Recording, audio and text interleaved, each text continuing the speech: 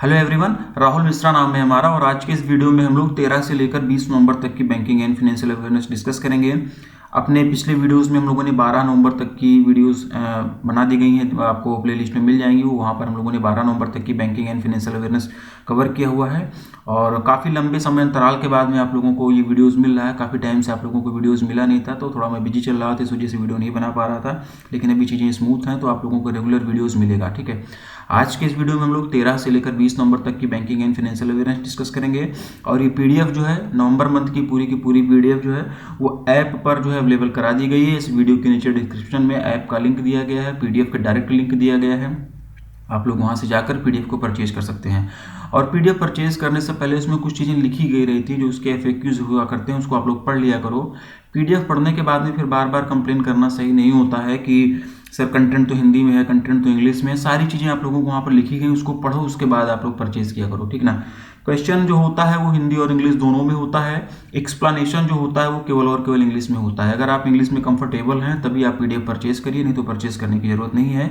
हालांकि हम लोग काम कर रहे हैं कि आने वाले टाइम में आप लोगों को हिंदी की भी पीडीएफ प्रोवाइड कराई जाए। हिंदी में ट्रांसलेटर का रिक्रूटमेंट हम लोग कर रहे हैं। जैसे ही हमको अच्छा बढ़िया ट्रांसलेटर मिल जाता है, ये सारी चीज़ें आपको हिंदी में भी प्रोवाइड कराई जाएंगी, तो आपको हिंदी में भी मिल जाएगा। ठीक है, तो आप लोग वहाँ पर जाकर इस पीडीएफ वगैरह को परचेज कर सकते हैं। और बहुत जल्दी हम दिसंबर का भी कंप्लीट करेंगे। मुझे पता है कि जनवरी में आप लोगों के एग्जाम लगे हुए हैं, तो कोशिश ये रहेगी एग्जाम से पहले सारी चीज़ें आप लोगों को प्रोवाइड करा दी जाएँ। ठीक है, नवंबर कंप्लीट करेंगे आज के बाद में। कल हम लोग नवंबर का जो लास्ट पार्ट है रिमेनिंग उसको कवर कर लेंगे। उसके बाद हम लोग दिसंबर स्टार्ट करेंगे और जनवरी पैरेलली लेते हुए चलेंगे। और कोशिश यही रहेगी कि 7 से 10 जनवरी के बीच में हम लोग दिसंबर भी कंप्लीट कर लें। ठीक है, बाकी देखिए कितना हो पाता है, क्या कैसे टाइम शेड्यूल रहता है, लेकिन कोशिश यही रहेगी कि सारी चीज़ें जल्दी से जल्दी कवर कराकर आप लोगों को दे दी जाएँ। ठीक है, पिछले वीडियोस प्लेलिस्ट में है, आप लोग वहाँ पर जाकर देखिएगा। और आज के वीडियो का पहला क्वेश्चन हम लोग यहाँ पर डिस्कस करेंगे, जो कि नवंबर मंथ का 32वां क्वेश्चन है। और इस क्वेश्चन में बोला गया है कि which life insurance company has recently partnered with India post payments banks and department of post to launch 2 insurance products, term and annuity for rural customers. किस जीवन बीमा कंपनी ने हाल ही में ग्रामीण ग्राहकों के लिए 2 बीमा उत्पाद जैसे कि टर्म और वार्षिकी लॉन्च करने के लिए इंडिया पोस्ट पेमेंट बैंक और डाक विभाग के साथ में भागीदारी की है? बढ़िया क्वेश्चन है ये। और इसका जो आंसर हो जाएगा Bajaj Allianz general insurance. Option number कौन सा है? ये डी। ठीक है, option number D Bajaj Allianz general insurance इसका आंसर हो जाएगा। ठीक है, ट्राई पार्टी पार्टनरशिप है ये। और इन में जो ये इन तीनों कंपनियों के बीच में हुई है। किसके किसके बीच में? बजाज एलियांज जनरल इंश्योरेंस और इसके साथ साथ में इंडिया पोस्ट पेमेंट बैंक और डिपार्टमेंट ऑफ पोस्ट। देखिए ये दिया गया ना, इंडिया पोस्ट पेमेंट बैंक और डिपार्टमेंट ऑफ पोस्ट, इन तीनों के बीच में ये त्रिपक्षीय समझौता किया गया है। और इस समझौते के बाद में बजाज एलियांज जो है वो पहली प्राइवेट लाइफ इंश्योरर बन गई है जिसने कि डिपार्टमेंट ऑफ पोस्ट के साथ में साझेदारी की है। ठीक है ना। अब इसके प्रोडक्ट वगैरह क्या हैं, इन सब चीज़ों के बारे में बहुत ज़्यादा डिटेल में जाने की जरूरत नहीं है, बस इतना ही हम लोगों को जानना था। ये तीनों नाम आप लोग याद रखना कि किसके बीच में ये समझौता हुआ है। इंडिया पोस्ट पेमेंट बैंक की बात हुई है तो इसका हेडक्वार्टर कहाँ पर हो जाएगा? इंडिया पोस्ट पेमेंट बैंक की बात हुई है तो इसका हेडक्वार्टर नई दिल्ली में हो जाएगा। इसकी टैगलाइन की अगर हम लोग बात करेंगे तो आपका बैंक आपके द्वारा इसकी टैगलाइन हो जाएगी। Option number D Bajaj Allianz general insurance इसका आंसर होगा। Next, Which small finance bank has recently tied up with 3 trade receivables discounting system trades platform to support MSMEs? किस लघु वित्त बैंक ने हाल ही में MSMEs को सपोर्ट करने के लिए, MSMEs को समर्थन देने के लिए 3 trade receivables discounting system TReDS platform के साथ में करार किया है? ये इसमें पूछा गया है। और इसका जो आंसर होगा जन small finance bank, option number ए। ठीक है, ऑप्शन नंबर ए जन स्मॉल फाइनेंस बैंक इसका आंसर हो जाएगा। जन स्मॉल फाइनेंस बैंक की अगर बात हुई तो इसका हेडक्वार्टर वगैरह भी हम लोग जानेंगे। तो इसका हेडक्वार्टर जो है ये बेंगलुरु कर्नाटका में इसका हेडक्वार्टर है। ठीक है, बेंगलुरु कर्नाटका में इसका हेडक्वार्टर हो जाएगा। MD एंड CEO की अगर हम लोग बात करेंगे तो अजय कंवल। ठीक है, अजय कंवल ये इसके MD एंड CEO हो जाएंगे। और बाकी के जो और ये स्मॉल फाइनेंस बैंक दिए गए हैं इनका हेडक्वार्टर एटलीस्ट आप लोगों को पता होना चाहिए। ठीक है, इनका हेडक्वार्टर आप लोग कमेंट करके बताओ अगर आपको याद आ रहा है तो। और ये जो 3 प्लेटफॉर्म्स हैं, ठीक ना, जो ये 3 ट्रेड प्लेटफॉर्म्स के नाम क्या हैं? MI एक्सचेंज, RXIL और A ट्रेड्स। बस इतना ही पढ़ लो और इसका जो डीप एक्सप्लेनेशन है, जो और भी चीज़ें होंगी वो आपको PDF में मिलेंगी। ठीक है, अभी फिलहाल के लिए यहाँ पर पढ़ो। ठीक है, चलो नेक्स्ट देखते हैं। MobiKwik has recently launched MobiKwik RuPay card in partnership with NPCI and which bank? MobiKwik ने हाल ही में NPCI और किस बैंक के साथ साझेदारी में MobiKwik रुपे कार्ड लॉन्च किया है? ये इसमें पूछा गया है। इसका जो आंसर होगा Axis bank, option number B. Option number B Axis bank इसका आंसर हो जाएगा। वन लाइनर क्वेश्चन है, इससे ज़्यादा इसमें और भी कुछ भी पढ़ने की जरूरत नहीं है। सीधे सीधे याद रखो कि मोबीक्विक ने एनपीसीआई और एक्सिस बैंक के साथ में मिलकर मोबीक्विक रुपे कार्ड जो है लॉन्च किया हुआ है, ठीक है। इन सभी बैंकों का हेडक्वार्टर आप लोग फटाफट कमेंट कर बता दो। नेक्स्ट देखते हैं हम लोग। World's first merchant share holding program MSP has recently been launched by which company. दुनिया का पहला मर्चेंट शेयर होल्डिंग प्रोग्राम, जिसको कि एमएसपी बोलते हैं, ठीक है ना, हाल ही में किस कंपनी के द्वारा शुरू किया गया है, ये इसमें पूछा गया है। भारत पे इसका आंसर होगा option number C. One liner ये भी कर लो, बहुत ज़्यादा डीप में जाने की जरूरत नहीं। भारत पे इसका आंसर हो जाएगा, ठीक है। और ये जो प्रोग्राम है 10 मिलियन यूएसडी, 100 मिलियन यूएसडी, 10 नहीं 100, मैंने बोलने में थोड़ा सा गलती हुई। ये जो प्रोग्राम है 100 मिलियन यूएसडी का ये प्रोग्राम है, जो कि भारत पे के द्वारा अपने कस्टमर्स को ऑफर किया जाएगा, जिसके माध्यम से इसके जो भी ग्राहक होंगे भारत पे के, वे इक्विटी शेयर्स को परचेज कर पाएंगे। वे लोग जो हैं, जो भारत पे के कस्टमर्स होंगे, इसके माध्यम से वे भारत पे के इक्विटी शेयर्स को परचेज करके इसके पार्टनर बन सकेंगे। तो ये अमाउंट आप लोग याद रखना, 100 million USD. Option number C BharatPe इसका आंसर होगा। भारत पे के हेडक्वार्टर की अगर हम लोग बात करेंगे तो नई दिल्ली, न्यू दिल्ली में इसका हेडक्वार्टर हो जाएगा। इसके सीईओ की अगर हम लोग बात करेंगे तो असनीर ग्रोवर ये इसके सीईओ हो जाएंगे। भारत पे का हेडक्वार्टर कहाँ पर है मैंने बताया। बाकी और भी जो ऑप्शन में दिया गया है इनका हेडक्वार्टर एटलीस्ट आप लोगों को पता होना चाहिए। अगर याद आ रहा है किसी का भी तो आप लोग कमेंट करके बताओ। हम लोग पढ़ते हैं अपने अगले क्वेश्चन की तरफ। Which bank has recently partnered with Visa and Neo to offer a digital saving accounts for the customers of Neo Global? किस बैंक ने हाल ही में Neo Global के ग्राहकों के लिए एक डिजिटल बचत खाता प्रदान करने के लिए वीसा और नियो के साथ में भागीदारी की है? ये भी बढ़िया क्वेश्चन है, ठीक है। और इसका जो आंसर हो जाएगा SBM bank India, option number D. Option number D SBM bank India इसका आंसर हो जाएगा, ठीक है ना। बस वन लाइनर की तरीके से ही पढ़ो, बहुत ज़्यादा डीप में जाने की जरूरत है नहीं इसमें। सिर्फ और सिर्फ इतना जानो कि एसबीएम बैंक इंडिया ने अभी हाल ही में वीज़ा और नियो के साथ में पार्टनरशिप किया हुआ है, जिससे कि डिजिटल सेविंग अकाउंट जो है वो नियो ग्लोबल के कस्टमर्स को प्रोवाइड किया जा सके, ठीक है। Option number D SBM bank India इसका आंसर हो जाएगा। एसबीएम बैंक इंडिया का हेडक्वार्टर अगर हम लोग इसकी बात करें तो इसका हेडक्वार्टर मुंबई महाराष्ट्र में होगा। मुंबई महाराष्ट्र में इसका हेडक्वार्टर हो जाएगा। सिद्धार्थ रथ, ठीक ना, सिद्धार्थ रथ ये जो हैं इसके एमडी एंड सीईओ हो जाएंगे। नियो की भी अगर हम लोग बात करें, नियो ग्लोबल की, तो नियो ग्लोबल का हेडक्वार्टर जो है ये कर्नाटका, बेंगलुरु कर्नाटका में इसका हेडक्वार्टर हो जाएगा। इसके सीईओ की अगर हम लोग बात करेंगे तो विनय बागरी, ठीक है ना, विनय बागरी ये जो है इसके सीईओ हो जाएंगे। तो option number D SBM bank India इसका आंसर हो जाएगा। और भी ऑप्शन में जो ये बैंक दिए गए हैं, इनके हेडक्वार्टर, इनकी टैगलाइन आप लोग इसी टाइम पर रिकॉल करते हुए चलो नेक्स्ट देखते हैं। Which company has recently signed an MOU with the All India MSME Association to encourage and promote the listings of MSMEs and startups? MSMEs और स्टार्टअप की लिस्टिंग को प्रोत्साहित करने के लिए और बढ़ावा देने के लिए हाल ही में किस कंपनी ने अखिल भारतीय MSME एसोसिएशन के साथ में एक समझौता ज्ञापन पर हस्ताक्षर किए हैं? Bombay stock exchange, option number ए इसका आंसर होगा, ठीक है। Bombay stock exchange option number इसका आंसर हो जाएगा। बीएसई ने भी हाल ही में ऑल इंडिया एमएसएमई एसोसिएशन के साथ में टाई अप किया हुआ है, जिससे कि स्टार्टअप्स और एमएसएमईज की लिस्टिंग की जा सके, ठीक है। इससे ज़्यादा इसमें और कुछ भी नहीं पढ़ना है। Next, RBI's two customer centric initiative named RBI retail direct, RBI RD scheme and reserve bank integrated ombudsman scheme RBIOS has recently been launched by whom?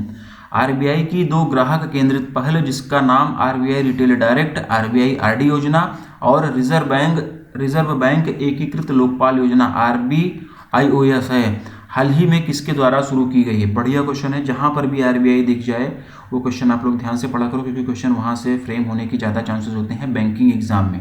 तो इसको थोड़ा सा डीप में हम लोग डिस्कस करेंगे, ठीक है ना। जो क्वेश्चन वन लाइनर होता है उसको मैं बता देता हूँ कि इससे ज़्यादा इसमें और कुछ पढ़ने की जरूरत नहीं है। जहाँ पर हमें थोड़ा डीप में जाने की जरूरत होती है वहाँ पर मैं चीज़ें एक्सप्लेन कर देता हूँ, तो आप लोग इसके लिए परेशान ना हुआ करो कि कहीं पर कोई चीज़ें छूट जाएंगी, ठीक है। तो थोड़ा सा इसको हम लोग डीप में पढ़ेंगे, थोड़ा सा इस क्वेश्चन को एक्सटेंड करेंगे, ठीक है ना। पहले तो इस क्वेश्चन का हम लोग आंसर जान लेते हैं। इसमें पूछा गया कि हाल ही में ये योजना जो है किसके द्वारा शुरू की गई थी? तो इसका जो आंसर हो जाएगा प्रधानमंत्री Narendra Modi, option number B, ठीक है। ऑप्शन नंबर बी इस क्वेश्चन का आंसर हो जाएगा प्रधानमंत्री नरेंद्र मोदी, ठीक है ना। प्रधानमंत्री नरेंद्र मोदी ने इसे लॉन्च किया और इसके लॉन्चिंग के अवसर पर फाइनेंस मिनिस्टर निर्मला सीतारमण और आरबीआई के मौजूदा गवर्नर शक्तिकांत दास जी भी मौजूद थे। शक्तिकांत दास जी जो है वो आरबीआई के कौन से नंबर के गवर्नर हैं? पहले, दूसरे, तीसरे, चौथे, इस तरीके से आप लोग कमेंट करके बता दो। आरबीआई के चारों डिप्टी गवर्नर के नाम बता दो, ठीक ना। आरबीआई की कौन कौन सी सब्सिडरीज होती हैं ये भी आप लोग यहीं पर रिकॉल करते हुए चलो। बहुत सारे लोग ये भी गलत कर देते हैं, इनको आरबीआई की सब्सिडरीज वगैरह भी नहीं पता होती हैं। तो ये सारी चीज़ें आप लोग यहीं पर रिकॉल करते हुए चलो। Option number B Narendra Modi इसका आंसर होगा। बढ़िया क्वेश्चन है, एक्सटेंड करते हैं हम लोग, ठीक है। सबसे पहले हम लोग बात करेंगे आरबीआई रिटेल डायरेक्ट स्कीम की, ठीक ना। ये जो यहाँ पर लिखा गया है आरबीआई रिटेल डायरेक्ट स्कीम, जिसको कि हम लोग आरबीआई आरडी के नाम से भी जानते हैं। सबसे पहले इसके बारे में जानते हैं हम लोग। तो इस योजना के माध्यम से जो भी स्मॉल इन्वेस्टर्स हैं, ठीक ना, जो कि सेंट्रल गवर्नमेंट और स्टेट गवर्नमेंट की गवर्नमेंट सिक्योरिटीज़ में इन्वेस्ट कर सकते हैं, ठीक ना। जो भी इस योजना के माध्यम से वो सभी जो भी मतलब स्मॉल इन्वेस्टर्स होंगे वो जो है सेंट्रल गवर्नमेंट और स्टेट गवर्नमेंट की गवर्नमेंट सिक्योरिटीज़ में इन्वेस्ट कर सकते हैं। छोटे इन्वेस्टर्स को ये सेफ्टी प्रदान करता है, ठीक ना, क्योंकि गवर्नमेंट सिक्योरिटीज़ में गारंटीड सेटलमेंट मिलता है। अगर आप लोग कोई गवर्नमेंट सिक्योरिटीज़ परचेज करते हो, उसमें इन्वेस्ट करते हो, तो आपको एक निर्धारित एक फिक्स जो है सेटलमेंट मिलता है। इसीलिए ये छोटे इन्वेस्टर्स को जो है सिक्योरिटी प्रदान करते हैं। और इस योजना के माध्यम से जो भी छोटे इन्वेस्टर्स होंगे, जो भी स्मॉल इन्वेस्टर्स होंगे, वो सेंट्रल गवर्नमेंट और स्टेट गवर्नमेंट की गवर्नमेंट सिक्योरिटीज़ में इन्वेस्ट कर सकते हैं, ठीक।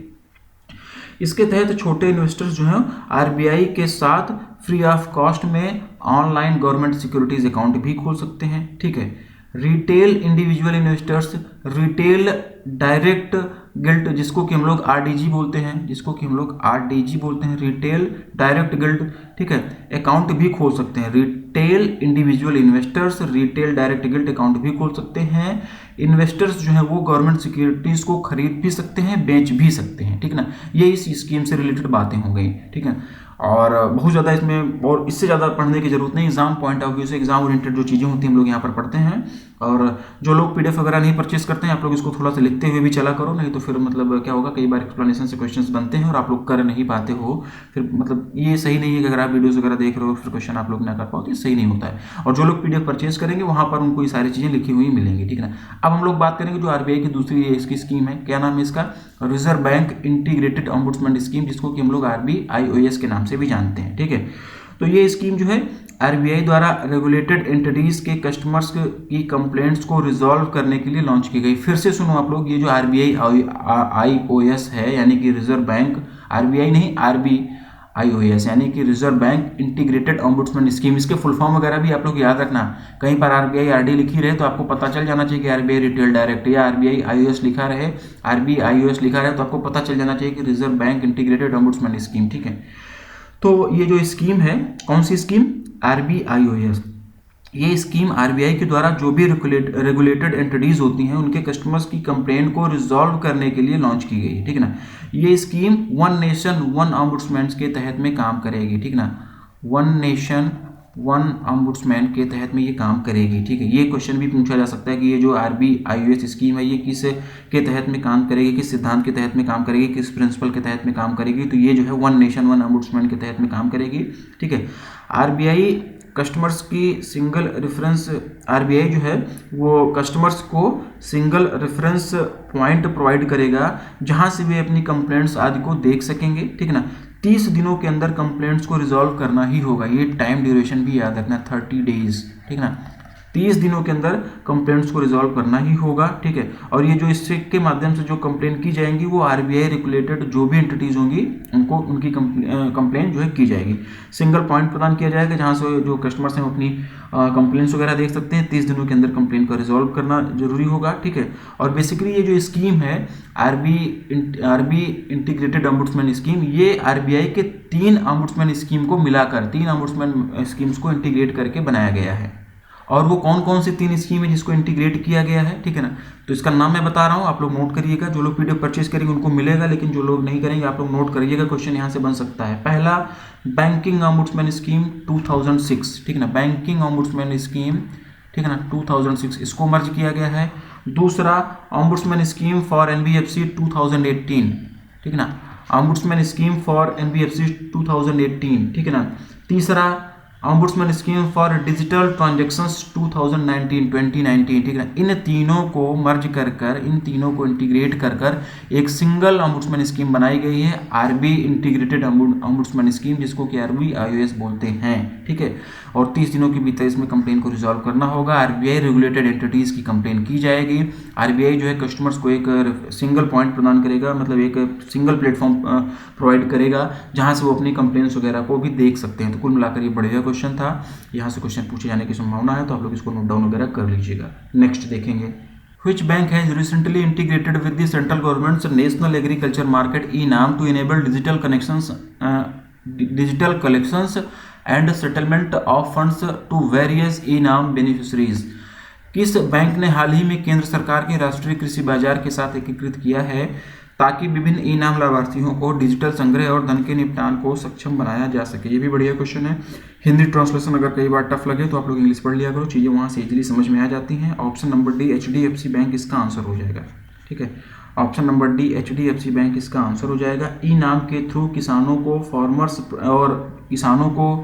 फार्मर प्रोड्यूसर ऑर्गेनाइजेशन FPO जिसको हम लोग शॉर्ट में बोलते हैं, ठीक है ना, तो ई नाम के थ्रू किसानों, फार्मर प्रोड्यूसर ऑर्गेनाइजेशन, ट्रेडर्स, इन सबके एग्रीकल्चर ट्रांजैक्शंस को डिजिटली कलेक्ट करने के लिए या फिर ये बोलें कि डिजिटली मैनेज करने के लिए HDFC बैंक ने ई नाम के साथ में जो है इंटीग्रेट किया हुआ है। यहाँ पर बात हो रही है ई नाम की, ठीक ना, ई नाम की बात हो रही है। तो इस ई नाम को जो है 2016 में लॉन्च किया गया था। कब लॉन्च किया गया था? 2016 में ई नाम को लॉन्च किया गया था। बस इतना ही पढ़ना, बहुत ज़्यादा इसमें डिटेल में जाने की जरूरत नहीं है क्योंकि HDFC बैंक इस क्वेश्चन का आंसर है, इसलिए हम लोग HDFC बैंक का हेडक्वार्टर वगैरह पढ़ेंगे। मुंबई महाराष्ट्र में इसका हेडक्वार्टर हो जाएगा। शशिधर जगदीशन ये इसके MD एंड CEO हो जाएंगे। वी अंडरस्टैंड योर वर्ड ये इसकी टैगलाइन हो जाएगी। HDFC बैंक के बारे में सारी चीज़ें मैंने बता दी। IDBI, एक्सिस, ICI और येस बैंक, ये दोनों ऑप्शन एक ही हो गया, तो इसको आपको ये और दूसरा मान लो येस बैंक, ठीक ना। इन सभी का हेडक्वार्टर टैगलाइन आप लोग जो है आप लोग मतलब कमेंट करके बताओ, आपको याद होना चाहिए, यहीं पर रिकॉल करते हुए चलो नेक्स्ट देखेंगे। एज पर RBI's recent directions on Lakshmi cooperative bank, what is the maximum withdrawal limit for the customers? Lakshmi सहकारी बैंक पर RBI के हालिया निर्देशों के अनुसार ग्राहकों के लिए अधिकतम निकासी सीमा क्या है? 1000 रुपये। ऑप्शन नंबर ए इसका आंसर होगा। ठीक है, बहुत ज़्यादा इंपॉर्टेंट नहीं है लेकिन पढ़ ले रहे हैं हम लोग इसको। RBI ने भी हाल में लक्ष्मी कोऑपरेटिव बैंक के लिए कुछ डायरेक्शंस जारी किए हैं जिसके तहत में बैंक को किसी भी प्रकार के लोन देने या फिर रिन्यू करने के लिए रोक लगा दी गई है। साथ ही साथ में जो इसके ग्राहक होंगे इस बैंक के, उनके लिए मैक्सिमम निकासी का जो अमाउंट है उसे भी 1000 रुपये फिक्स कर दिया गया। मतलब कि 1000 रुपये से ज़्यादा का कोई डिपॉजिट नहीं कर सकता है, ठीक है ना, इससे ज़्यादा का पैसे नहीं निकाल सकते हैं। और बस इतना ही इसमें जानना था। और अगले 6 महीने के लिए ये पाबंदी जो है जारी रहेंगी इस बैंक पर। अगले 6 महीने के लिए ये पाबंदी इस पे जारी रहेंगी।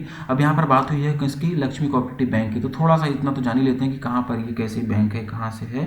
तो ये सोलापुर महाराष्ट्र बेस्ड बैंक है, ठीक ना, ये सोलापुर महाराष्ट्र बेस्ड बैंक है ये Lakshmi cooperative bank. Option number A 1000 रुपये इसका आंसर होगा। Next, world bank and which organisation has recently launched we power India partnership forum in order to increase women participation in the energy sector?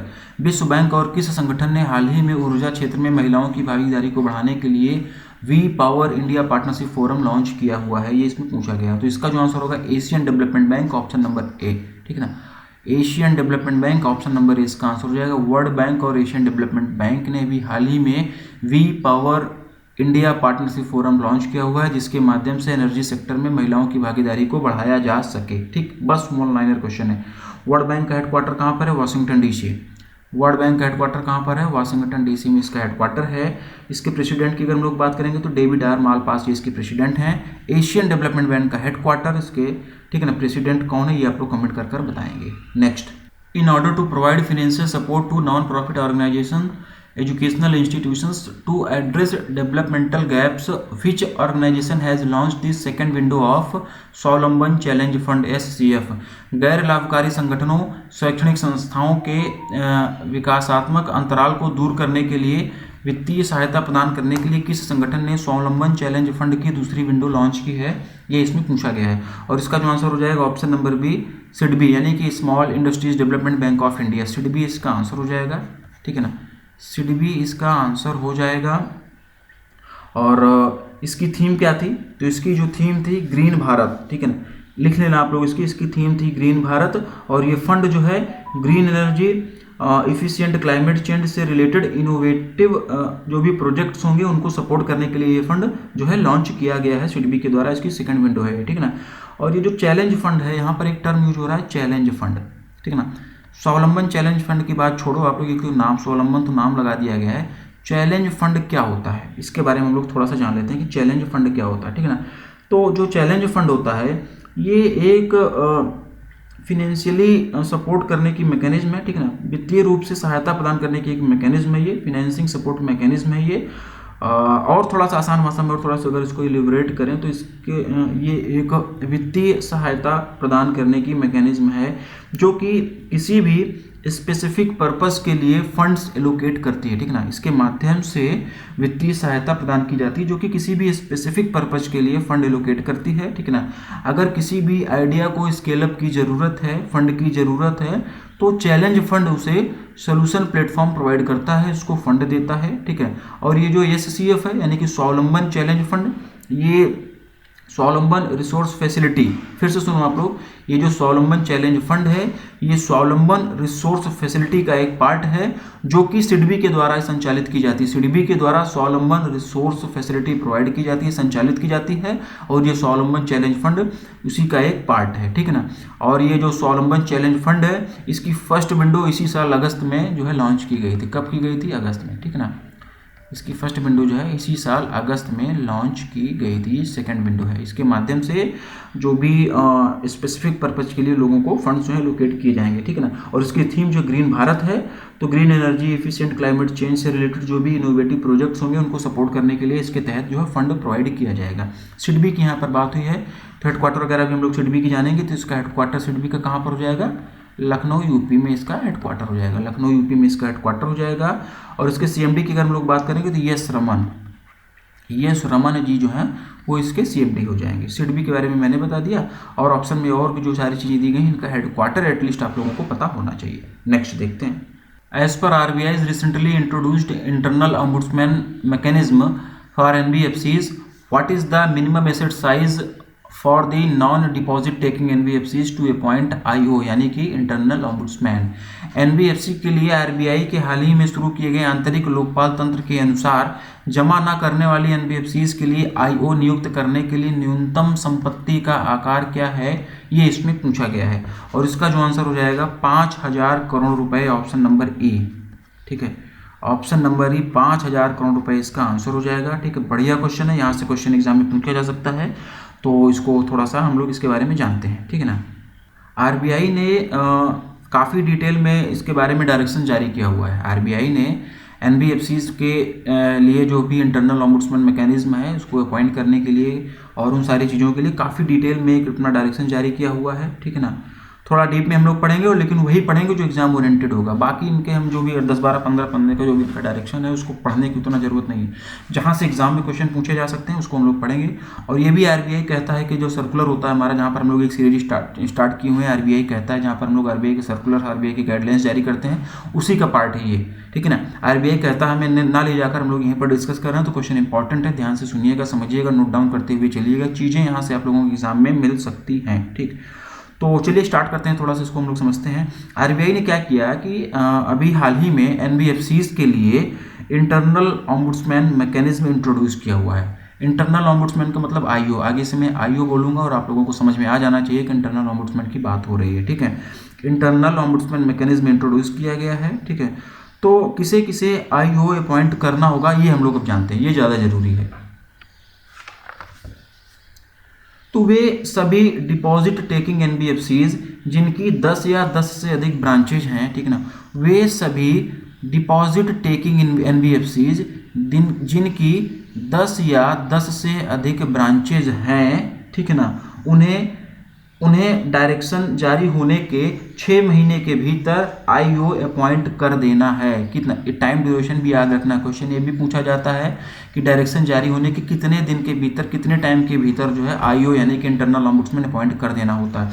फिर से सुनो, ये वे सभी डिपॉजिट टेकिंग NBFCs की बात हो रही है, ये ध्यान रखना, ठीक ना। क्वेश्चन में जो पूछा गया है नॉन डिपॉजिट टेकिंग के बारे में पूछा गया है। मैं जो बता रहा हूँ दो अलग अलग क्वेश्चन ना फ्रेम कर मैं एक ही में सारी चीज़ें आप लोगों को बता रहा हूँ, तो आप लोग इसको समझना। मैं जो बात कर रहा हूँ वो मैं बात कर रहा हूँ डिपॉजिट टेकिंग NBFCs की, ठीक है ना। तो जो भी डिपॉजिट टेकिंग NBFCs होंगी जिनकी 10 या 10 से अधिक ब्रांचेस होंगी उन्हें डायरेक्शन जारी होने के 6 महीने के भीतर IO अपॉइंट कर देना है। सभी ब्रांचेस में नहीं, ठीक है ना, केवल और केवल मुख्यालय में IO अपॉइंट करना होगा, ये चीज़ भी ध्यान रखना। अब बात कर लेते हैं नॉन डिपॉजिट टेकिंग की, यानी कि जो क्वेश्चन में पूछा गया है। तो वे सभी नॉन डिपॉजिट टेकिंग NBFCs जिनकी एसेट साइज जो है 5,000 करोड़ रुपए या इससे अधिक है, ठीक है ना, जिनकी एसेट साइज जो है 5,000 करोड़ रुपए या इससे अधिक है, उन्हें भी डायरेक्शन जारी होने के 6 महीने के भीतर में आईओ अपॉइंट कर देना होगा। तो ऑप्शन नंबर ई यही इसमें पूछा गया था, यही इसका आंसर होगा। ये टाइम ड्यूरेशन आप लोग याद रखना 6 मंथ का, ठीक है ना। और ये जो आईओ होंगे 3 साल के लिए इनकी नियुक्ति की जाएगी, ठीक है ना, 3 ईयर्स, 3 साल के लिए इंटरनल ऑम्बुड्समैन की नियुक्ति होगी। 2 साल तक एक्सटेंड भी किया जा सकता है। 3 साल के लिए फर्स्ट टाइम पर जो है इनकी 3 साल के लिए अपॉइंटमेंट इनका होगा, इनकी नियुक्ति होगी, जिसे कि आगे बाद में जाकर 2 साल तक के लिए एक्सटेंड किया जा सकता है। लेकिन कुल मिलाकर 5 साल से ज़्यादा, लेकिन कुल मिलाकर 5 साल से ज़्यादा का नियुक्ति इनको नहीं दिया जाएगा। जो भी इंटरनल ऑम्बुड्समैन होंगे उनका कार्यकाल 5 साल से ज़्यादा किसी भी सूरत में नहीं होगा। आरबीआई एक्ट 1934 के सेक्शन 45 IA के तहत में ये गाइडलाइंस जो है एनबीएफसीज के लिए जारी की गई हैं। और सुनो इसको और थोड़ा सा जानते हैं। डिप्टी जनरल मैनेजर या इससे ऊपर की रैंक के किसी भी अधिकारी को जिसके पास कम से कम 7 साल का वर्किंग एक्सपीरियंस हो उसे आईओ अपॉइंट किया जाएगा। ये ध्यान रखना, किसी को भी ऐसे आईओ अपॉइंट नहीं कर देंगे, ठीक ना। आईओ इंटरनल ऑम्बुड्समैन किसे नियुक्त किया जाएगा? डिप्टी जनरल मैनेजर या इससे ऊपर की रैंक के जो भी अधिकारी होंगे और जिनके पास में कम से कम 7 साल का वर्किंग एक्सपीरियंस होगा उन्हें जो है आईओ अपॉइंट किया जाएगा। 70 साल से ज़्यादा एज नहीं होनी चाहिए, जिसे भी आईओ अपॉइंट किया जाएगा 70 साल से ज़्यादा की उसकी एज नहीं होनी चाहिए, ठीक है ना। और कुछ ऐसी एनबीएफसीज हैं जिन्हें आईओ के लिए कंसिडर नहीं किया जाएगा, ठीक है ना, ठीक है ना। डिपॉजिट टेकिंग और नॉन डिपॉजिट टेकिंग एनबीएफसीज की हम लोगों ने बात कर लिया, सबके बारे में इंडिविजुअली हम लोगों ने जान लिया कि किसको किसको आईओ अपॉइंट करना होगा और कितने ड्यूरेशन में आईओ अपॉइंट कर देना होगा। लेकिन अभी एक चीज़ हम लोग ये जानते हैं कि कुछ ऐसी भी एनबीएफसीज हैं जिनको कि इंटरनल ऑम्बुड्समैन मैकेनिज्म के लिए कंसिडर नहीं किया जाएगा। तो उनका नाम हम लोग यहाँ पर आप लोग लिखते हुए चलना। जो लोग पीडीएफ परचेज करेंगे उनको मिलेगा, लेकिन जो लोग नहीं करेंगे आप लोग लिख लेना, क्वेश्चन यहाँ से बनेगा। पहला हो जाएगा स्टैंड एलोन प्राइमरी डीलर्स, ठीक ना, NBFC infrastructure finance company, NBFC account aggregator और एनबीएफसी इन लिक्विडेशन। इनको सबको जो है आईओ के लिए कंसिडर नहीं किया जाएगा। ये भी हम लोगों को जानना यहाँ पर जरूरी था, ठीक। तो ऑप्शन नंबर ई 5000 करोड़ रुपए, 5000 करोड़ रुपीज इसका आंसर हो जाएगा। बढ़िया क्वेश्चन था, आरबीआई के सर्कुलर से संबंधित था, क्वेश्चन यहाँ से पूछे जा सकते हैं। तो आपको ये सारी चीज़ें यहाँ पर बताएगी। चलो नेक्स्ट देखते हैं। In order to enable users to do trade or get information about stocks via single voice command, which company has launched AI powered feature voice trading? उपयोगकर्ताओं को सिंगल वॉइस कमांड के माध्यम से व्यापार करने या स्टॉक के बारे में जानकारी प्राप्त करने में सक्षम बनाने के लिए किस कंपनी ने AI forward feature voice trading launch किया हुआ है? 1 लाइनर क्वेश्चन है। Paytm money, option number D इसका आंसर होगा। Paytm money option number D इसका आंसर होगा। इससे ज़्यादा इसमें और कुछ भी पढ़ने की जरूरत नहीं है। Next, name the bank which has recently launch India's first co branded movie debit card in the partnership with PVR limited. PVR cinema होता है ना, उसी की बात हो रही है यहाँ पर। उस बैंक का नाम बताइए जिसने हाल ही में पीवीआर लिमिटेड के साथ में साझेदारी में भारत का पहला को branded movie debit card launch किया हुआ है, ठीक ना। क्योंकि कोई भी चीज़ अगर इंडिया में पहली होती है तो इंपॉर्टेंट बन जाती है, और ये इंडिया का पहला को ब्रांडेड मूवी डेबिट कार्ड है, इसलिए ये क्वेश्चन इंपॉर्टेंट बनता है। तो हम लोग इसको समझेंगे, यहाँ पर पढ़ेंगे, बस इससे ज़्यादा और कुछ पढ़ना भी नहीं इसमें, बस 1 लाइनर ये भी रहेगा। Kotak Mahindra bank option number इसका आंसर होगा, ठीक है ना। Kotak Mahindra bank option number इसका आंसर हो जाएगा। कोटक महिंद्रा बैंक और पीवीआर लिमिटेड ने दोनों ने मिलकर इंडिया का पहला को ब्रांडेड मूवी डेबिट कार्ड जो है लॉन्च किया हुआ है पार्टनरशिप में। कोटक महिंद्रा की यहाँ पर बात हो रही है, तो कोटक महिंद्रा बैंक का हेडक्वार्टर कहाँ पर हो जाएगा? मुंबई महाराष्ट्र में इसका हेडक्वार्टर हो जाएगा। लेट्स मेक मनी सिंपल इसकी टैगलाइन हो जाएगी। सीईओ की अगर हम लोग बात करेंगे तो उदय कोटक, ठीक है ना, उदय कोटक ही जो है वो इसके सीईओ हो जाएंगे, ठीक। और इस को ब्रांडेड क्रेडिट कार्ड का नाम क्या होगा ये भी हम लोग जान लेते हैं। तो Kotak PVR movie debit card इसका नाम होगा। ये जो को branded movie debit card launch किया जा रहा है इसका नाम क्या होगा? इसका नाम होगा Kotak PVR movie debit card, ठीक। नेक्स्ट देखते हैं। Which bank has recently awarded with Associated Chamber of Commerce and Industry of India ASSOCHAM award for the best digital financial services? किस बैंक को हाल ही में सर्वश्रेष्ठ डिजिटल वित्तीय सेवाओं के लिए associated chamber of commerce and industry of India ASSOCHAM पुरस्कार से सम्मानित किया गया है? ये इसमें पूछा गया है। तो कर्नाटका विकास ग्रामीण बैंक ऑप्शन नंबर ए इसका आंसर होगा, ठीक है। ऑप्शन नंबर 1 कर्नाटका विकास ग्रामीण बैंक इसका आंसर हो जाएगा। रीजनल रूरल बैंक की कैटेगरी में बेस्ट डिजिटल फाइनेंशियल सर्विसेज का अवार्ड एसोचैम के द्वारा कर्नाटका विकास ग्रामीण बैंक को दिया गया है। बस इतना हमको इसमें जानना है। ऑप्शन नंबर ए इसका आंसर होगा। और कर्नाटका विकास ग्रामीण बैंक की बात हो रही है तो इसका हेडक्वार्टर जो है ये धारवाड़ कर्नाटका में होगा। धारवाड़ कर्नाटका में इसका हेडक्वार्टर होगा। चेयरमैन की अगर हम लोग बात करेंगे तो पी गोपी कृष्णा, ठीक है ना, पी गोपी कृष्णा, ठीक है ना। पी गोपी कृष्णा इसके चेयरमैन हो जाएंगे। और यहाँ पर बात हुई है एसोचैम की भी, तो एसोचैम का हेडक्वार्टर कहाँ पर हो जाएगा, तो इसका हेडक्वार्टर हो जाएगा न्यू दिल्ली में हो जाएगा, नई दिल्ली में इसका हेडक्वार्टर हो जाएगा। नेक्स्ट देखते हैं, in order to promote and support football in India which bank has recently signed a strategic agreement with Jamshedpur football club, a fully owned subsidiary of Tata steel. भारत में फुटबॉल को बढ़ावा देने के लिए और समर्थन के लिए किस बैंक ने हाल ही में टाटा स्टील की पूर्ण स्वामित्व वाली सहायक कंपनी जमशेदपुर फुटबॉल क्लब के साथ में एक रणनीतिक समझौते पर हस्ताक्षर किए हैं, ये इसमें पूछा गया है। State bank of India option number इसका आंसर होगा। वन लाइनर ये भी रहेगा, बहुत डीप में जाने की जरूरत नहीं है, ठीक ना, वन लाइनर है, बस पढ़ो और आगे बढ़ो, ठीक। State bank of India headquarter Mumbai Maharashtra, Dinesh Kumar खारा इसके चेयरपर्सन हो जाएंगे। टैगलाइन भी आप लोगों को पता होगी, और सिर्फ एसबीआई की नहीं, ऑप्शन में और भी जो भी दिया गया headquarter, MD and CEO, tagline, at least ये सारी चीज़ें आपको पता होनी चाहिए। Next, Ugro capital has recently signed A co-lending agreement with which bank to disburse up to rupees 500 crores loan to MSME sector by March 2022। Ugro capital ने हाल ही में किस बैंक के साथ में मार्च 2022 तक एमएसएमई क्षेत्र को 500 करोड़ रुपए तक का ऋण वितरित करने के लिए एक सह ऋण समझौते पर हस्ताक्षर किए हैं, ये इसमें पूछा गया है। ऑप्शन नंबर डी एसबीआई इसका आंसर होगा, ठीक है ना, option number D SBI state bank of India इसका आंसर हो जाएगा। ये टाइम ड्यूरेशन आप लोग याद रखना, मार्च 2022 का टाइम ड्यूरेशन है, आप लोग याद रखना। मार्च 2022 तक कितने का, टोटल 500 करोड़ रुपए, मार्च 2022 तक 500 करोड़ रुपए तक का लोन एमएसएमईज को दिया जाएगा इस पार्टनरशिप के थ्रू, ठीक ना। और इसके लिए पार्टनरशिप किसने किसने किया है, को-लेंडिंग एग्रीमेंट किसके किसके बीच में किया गया हुआ है, यूग्रो कैपिटल और एसबीआई के बीच में को-लेंडिंग एग्रीमेंट किया गया है, जिसके माध्यम से मार्च 2022 तक एमएसएमईज को जो है 500 करोड़ रुपए तक का लोन दिया जाएगा, ठीक है। तो बस ये, और हाँ एक बात और यहाँ पर ध्यान रखना जरूरी है कि ये जो को-लेंडिंग पार्टनरशिप की गई है, ये एसबीआई के संजीवनी प्रोग्राम के तहत में ये को-लेंडिंग पार्टनरशिप की गई है। किसके तहत में, एसबीआई का एक प्रोग्राम है संजीवनी प्रोग्राम, उस प्रोग्राम के तहत में ये को-लेंडिंग एग्रीमेंट की गई है एसबीआई वगैरह का। और ऑप्शन में जो सारी चीजें दी गई, इनका हेडक्वार्टर, टैगलाइन, एमडीसीयू आपको पता होगा। यूग्रो कैपिटल के बारे में मैं बता देता हूँ। यूग्रो कैपिटल का हेडक्वार्टर कहाँ पर है, मुंबई महाराष्ट्र में इसका हेडक्वार्टर है, ठीक है। और बस इतना ही यहाँ पर हम लोगों को जानना, बाकी सबके बारे में आप लोगों को पता ही होगा, मैं ऐसा उम्मीद करता हूँ। नेक्स्ट देखेंगे, by which name IndusInd bank has recently launched A merchant solution app for digital banking transactions for merchants. IndusInd bank ने हाल ही में किस नाम से व्यापारियों के लिए डिजिटल बैंकिंग लेन देन के लिए मर्चेंट सोल्यूशंस ऐप लॉन्च किया हुआ है, इसका आंसर आप लोगों को बताना है। और ऑप्शन नंबर ए इसका आंसर हो जाएगा Indus merchant solution, option number ए, ठीक ना। बस वन लाइनर के तरीके से ही पढ़ेंगे, बहुत डीप में जाने की जरूरत नहीं है। मल्टी लैंग्वेज में ये ऐप लॉन्च किया गया है, ठीक ना। इंडसइंड बैंक ने मर्चेंट्स के लिए जो है एक मर्चेंट सोल्यूशन ऐप लॉन्च किया हुआ है डिजिटल बैंकिंग ट्रांजैक्शंस के लिए, और उसका नाम जो है इंडस मर्चेंट सोल्यूशन, ये नाम आप लोग याद रखना, ठीक है। इस तरीके से क्वेश्चन पूछा जा सकता है। और इंडसइंड बैंक के हेडक्वार्टर की अगर हम लोग बात करेंगे, तो इंडसइंड बैंक का हेडक्वार्टर जो है वो कहाँ पर हो जाएगा, मुंबई महाराष्ट्र में इसका हेडक्वार्टर हो जाएगा।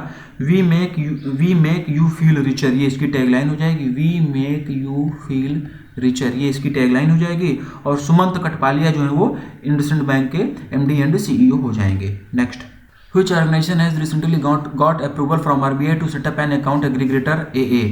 अकाउंट एग्रीगेटर क्या होता है, पिछले वीडियोस में कई बार बताया गया है, यहाँ पर क्वेश्चन में यहाँ पर नहीं बताऊंगा और बहुत ज़्यादा लेंदी नहीं करूंगा, ठीक है ना। खाता एग्रीगेटर स्थापित करने के लिए हाल ही में किस संगठन को आरबीआई से मंजूरी मिली हुई है, एनएसडीएल, ऑप्शन नंबर बी इसका आंसर हो जाएगा, ठीक है ना। ऑप्शन नंबर बी एनएसडीएल इसका आंसर हो जाएगा, ठीक। नेक्स्ट देखेंगे, in order to provide financial assistance up to ₹1 crore to MSME, SIDBI has recently collaborated with which tech giant। MSMEs को 1 करोड़ रुपए तक की वित्तीय सहायता प्रदान करने के लिए सिडबी ने हाल ही में किस तकनीकी दिग्गज के साथ में सहयोग किया हुआ है, पार्टनरशिप किया हुआ है, इसमें पूछा गया है। Option number C Google India इसका आंसर होगा, ठीक है ना। Option number C Google India इसका आंसर हो जाएगा। और इसके तहत में जिन एमएसएमईज का टर्नओवर 5 करोड़ रुपए, ठीक है ना, जिन एमएसएमईज का टर्नओवर 5 करोड़ रुपए तक होगा, उन्हें 25 लाख रुपए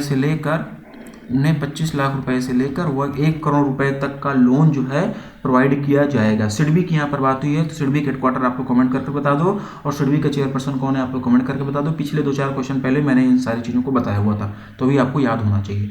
नेक्स्ट देखेंगे, BOB Financial Solutions Limited (BSFL), a wholly owned subsidiary of Bank of Baroda, has recently partnered with which organization to launch BOB credit card on the RuPay platform। Baroda, bank of Baroda यानी कि BOB की पूर्ण स्वामित्व वाली सहायक company BOB Financial Solutions Limited ने हाल ही में RuPay प्लेटफॉर्म पर BOB क्रेडिट कार्ड लॉन्च करने के लिए किस संगठन के साथ में भागीदारी की है, ये इसमें पूछा गया है। और इसका जो आंसर हो जाएगा, इसका आंसर हो जाएगा NPCI, option number D. NPCI option number D. NPCI का फुल फॉर्म आप लोगों को पता होगा, ठीक है ना, ये तो पता ही होगा, ठीक। रुपे प्लेटफॉर्म पर क्रेडिट कार्ड लॉन्च किया जाएगा इसके माध्यम से, और इस पर जो है 50 लाख रुपए तक का, इस क्रेडिट कार्ड पर 50 लाख रुपए तक का एक्सीडेंटल डेथ इंश्योरेंस कवर भी प्रोवाइड किया जाएगा, ठीक है।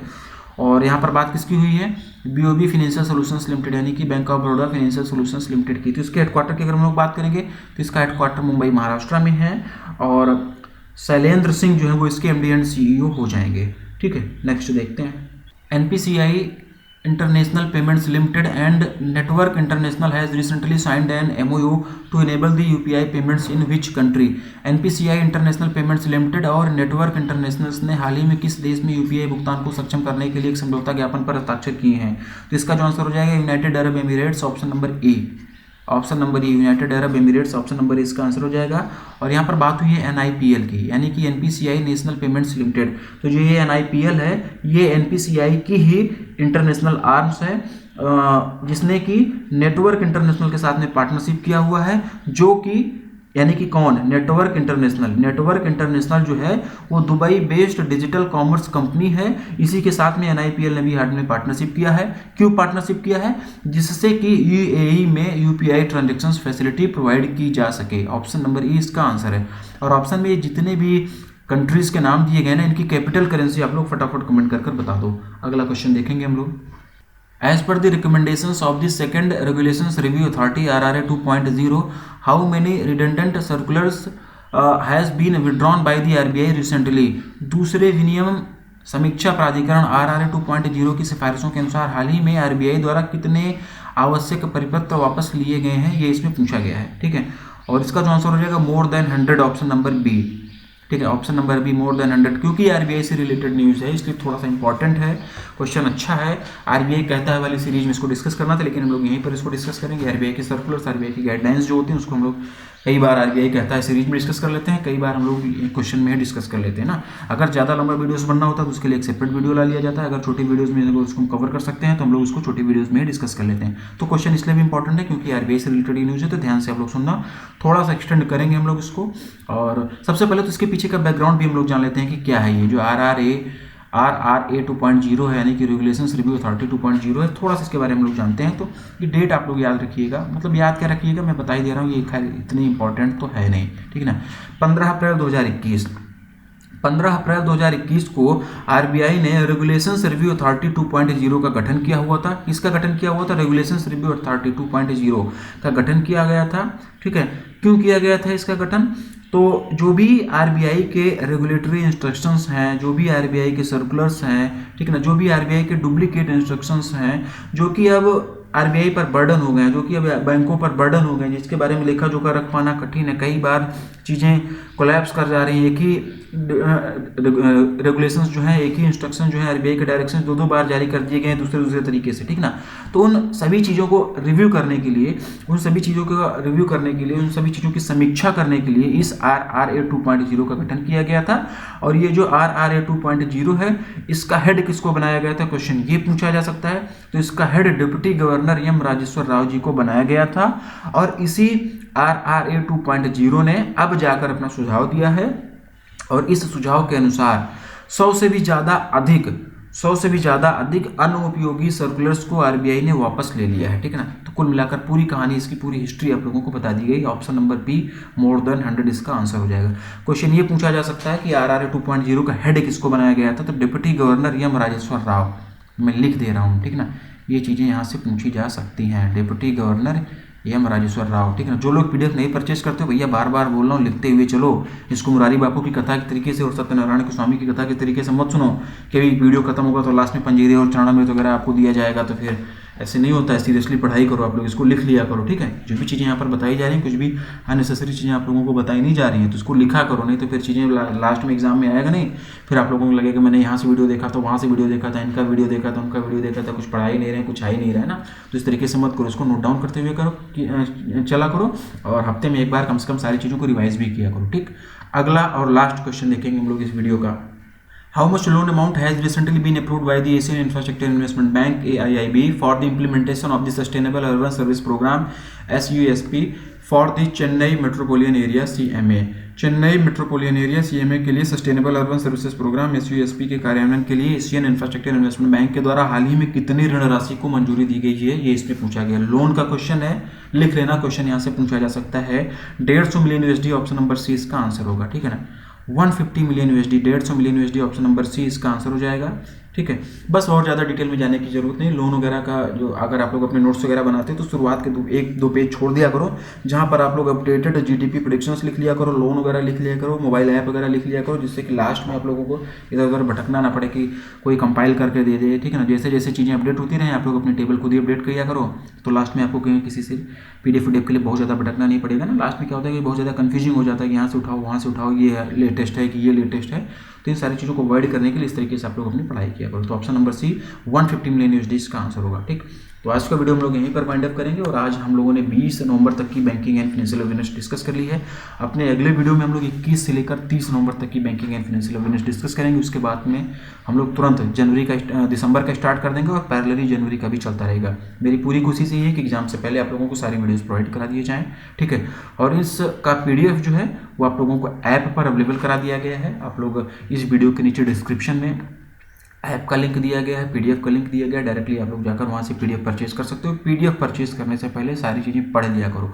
परचेज करने के बाद में इनबॉक्स करके व्हाट्सअप करके जो अननेसेसरी का डिस्कशन किया जाता है, जो फालतू में चरस बोया जाता है, वो बिल्कुल भी टॉलरेटेबल नहीं है, बिल्कुल इसको टॉलरेट नहीं किया जाएगा, ठीक है ना। क्योंकि सारी चीज़ें अगर लिख दी गई तो थोड़ा सा आप लोग परचेज करते हो तो उसको मतलब देख लिया करो। ऐसा नहीं कि बार बार मैसेज कर दो कि सर ये तो हिंदी में नहीं अंग्रेजी में है, सर ये तो फारसी में आ गया है तो मुझे समझ में नहीं आ रहा। आप बैंक एग्जाम दे रहे हो तो थोड़ी बहुत इंग्लिश आपको आनी चाहिए और उसमें सारी चीज़ें साफ साफ लिखी गई हैं कि क्वेश्चन जो है वो हिंदी और इंग्लिश में रहेगा, एक्सप्लेनेशन जो है पूरी तरीके से इंग्लिश में ही आप लोगों को प्रोवाइड किया जाएगा। तो परचेज करने के बाद में कोई नाटक कोई ड्रामा बिल्कुल भी ना किया करो, ठीक है। ये अच्छा नहीं है। परचेज की अपनी परचेजिंग स्टाइल आप लोग चेंज करो। अगर सब चीज़ें लिखी गई हैं, आपको मिसगाइड नहीं किया जा रहा है, गुमराह नहीं किया जा रहा है, तो बाद में कंप्लेन नहीं करना चाहिए। सही चीज़ें आपको बता दी गई हैं तो आप लोग परचेज करो, उसके बाद में फिर आप लोग कंप्लेन ना करो। और जिनको हिंदी में चाहिए, हिंदी की भी बहुत ज़्यादा डिमांड आ रही है। बहुत सारे बच्चे बोल रहे हैं कि सर हिंदी में एक्सप्लेनेशन प्रोवाइड कराओ, तो बहुत ही मतलब हम लोग जो है हायरिंग भी कर रहे हैं ट्रांसलेटर की। जैसे ही हमारे पास कोई अच्छा सा हिंदी का ट्रांसलेटर मिल जाता है जिसको बैंकिंग एंड फाइनेंशियल अवेयरनेस के टर्मिनोलॉजी की नॉलेज रहेगी, बहुत जल्दी आप लोगों को ये सारी चीज़ें जो हैं हिंदी में भी आप लोगों को प्रोवाइड कराई जाने लगेंगी, ठीक ना। तब तक के लिए आप लोग वेट करो और चलिए मिलते हैं अपने अगले वीडियो में। Thank you.